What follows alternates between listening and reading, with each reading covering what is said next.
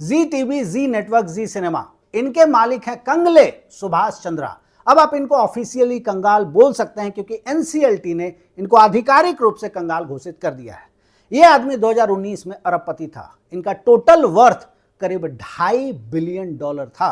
रुपए में अब आप गिनते रहिए। इस आदमी ने हम सब की वाट लगा दी है। इसने हमारे बैंक से, जब मैं हमारा कह रहा हूं तो उनका भी है, वो 22,000 करोड़ का कर्ज लिया था बिजनेस करने के लिए।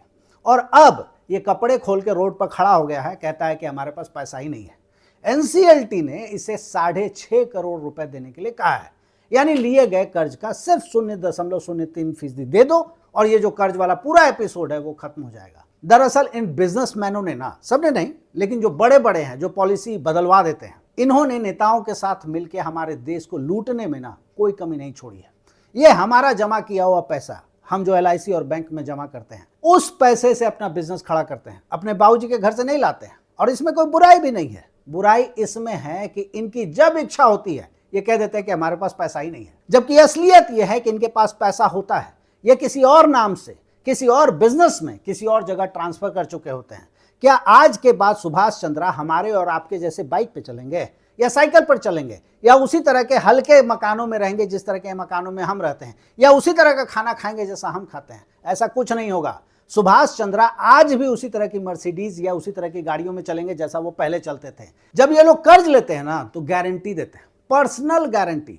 क्या हुआ उस गारंटी का? पैसा वापस मिला। दरअसल ये एक गेम है जो सरकार, बिजनेसमैन और बैंकर मिलकर खेलता है। तीनों पैसा बनाता है और आम आदमी 50,000 रुपए कर्ज के लिए 50 सिग्नेचर करता है। फिर भी अगर मिल जाए तो गनीमत है। एक आम आदमी अगर कर्ज ना लौटा पाए तो बैंक उसको कब्र में जाके ढूंढती है कि भाई कहाँ है, जल्दी आओ, पैसा दो। उसका सिबिल खराब होता है, कोई आगे से उसको 5 रुपए नहीं देगा। लेकिन इन बड़े लोगों का क्या होता है? किताब में बहुत कुछ होता होगा मगर रियलिटी में कुछ नहीं बिगड़ता है इनका। ये दूसरे बिजनेस स्टार्ट कर लेंगे अपने बेटे के नाम पर, अपने भतीजे के नाम पर। दुनिया को दिख रहा होगा कि ये वही आदमी है जो बिजनेस कर रहा है, लेकिन सरकार धृतराष्ट्र बन के सब कुछ देखती रहेगी। कौन हो भाई? 2014 से 2025 तक सरकार ने किसानों का करीब 2.25 लाख करोड़ रुपए माफ किया, या किसी न किसी तरीके का किसानों को फायदा दिया।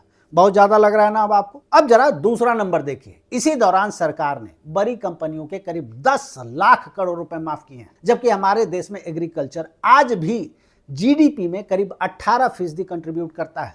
अब जो पैसा नहीं लौटाया गया वो कहां से आएगा? बहुत दबाव पड़ेगा तो सरकार कहेगी कि हम उसकी भरपाई कर देंगे, मगर क्या सरकार अपने चाचा के यहां से लाएगी? वो भी हमारा ही पैसा होगा, टैक्स का पैसा होगा। अब आपकी बारी है। आप कमेंट में बताइए कि और कितने बड़े बिजनेसमैन हैं जो पैसा लेकर के नहीं दे रहे हैं। कोई भी एक गेस कीजिए।